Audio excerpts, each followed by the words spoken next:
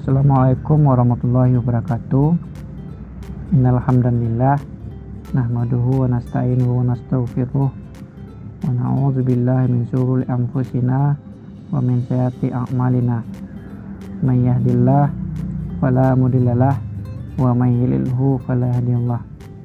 Asyhadu an la ilaha illallah wa asyhadu anna Muhammadan abduhu wa rasuluh la nabiyya ba'da amma ba'du. Yang terhormat Ibu Dr. Hamda Sulfi Nadia MAG selaku dosen pembimbing mata kuliah Metodologi Penelitian Hukum. Yang saya hormati teman-teman yang seperjuangan dengan saya. Baiklah, kami dari kelompok 3 akan menyampaikan materi kami, yaitunya tentang macam-macam penelitian hukum. Bacaan pertama yang akan dibacakan oleh Mudawarah, yang kedua Siti Anisa, yang ketiga Triyunita, yang keempat Widiatul Rahmi, yang kelima Rizky Rahayu Akbar, yang keenam Maulidah Hayati, dan yang ketujuh Taufik Hidayat. Kepada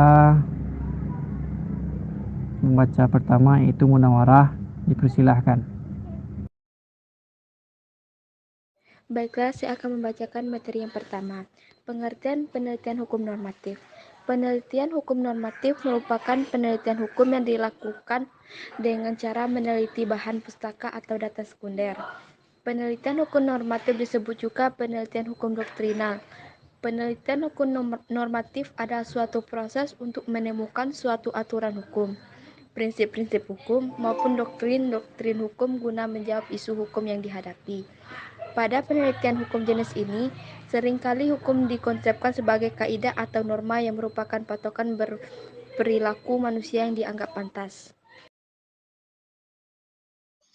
Baiklah, materi selanjutnya yaitu ruang lingkup penelitian hukum normatif. Sir Jono Soekarno dan Sri Mamuji menguraikan jenis penelitian hukum normatif atau kepustakaan mencakup. Yang pertama, penelitian terhadap asas-asas hukum. Yang kedua, penelitian terhadap sistematika hukum. Yang ketiga, penelitian terhadap sinkronisasi vertikal dan horizontal.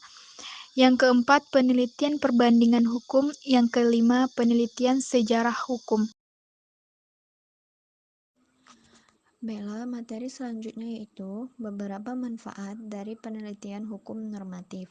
Yang pertama yaitu menentukan hubungan dan status hukum para pihak dalam sebuah peristiwa hukum. Yang kedua, memberikan penelitian atau justifikasi hukum terhadap suatu peristiwa hukum.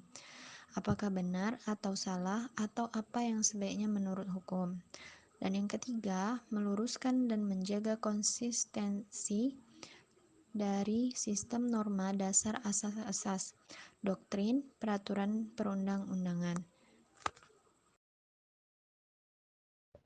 Baiklah, materi selanjutnya yaitunya tentang penelitian hukum empiris. Yang pertama yaitu pengertian penelitian hukum empiris. Penelitian hukum empiris adalah suatu metode penelitian hukum yang menggunakan fakta-fakta empiris yang diambil dari perilaku manusia, baik perilaku verbal yang didapat dari wawancara maupun pribadi nyata yang dilakukan melalui pengamatan langsung. Penelitian empiris juga digunakan untuk mengamati hasil dari perilaku manusia yang berupa peninggalan fisik maupun arsip. Tipe penelitian hukum empiris, metode pendekatan empiris atau sosiologis, hukum diidentifikasikan sebagai perilaku yang mempola. Kerangka teori, teori sosial mengenai hukum atau teori hukum sosiologis, pembuktian melalui masyarakat.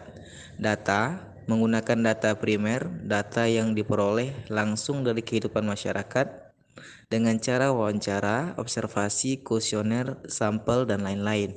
Objek kajian, aspek internal dari hukum positif. Optik yang digunakan, netral, objektif, deskriptif. Dasar untuk menganalisis teori-teori sosiologis hukum, antropologi hukum, psikologi hukum, dan teori-teori sosial.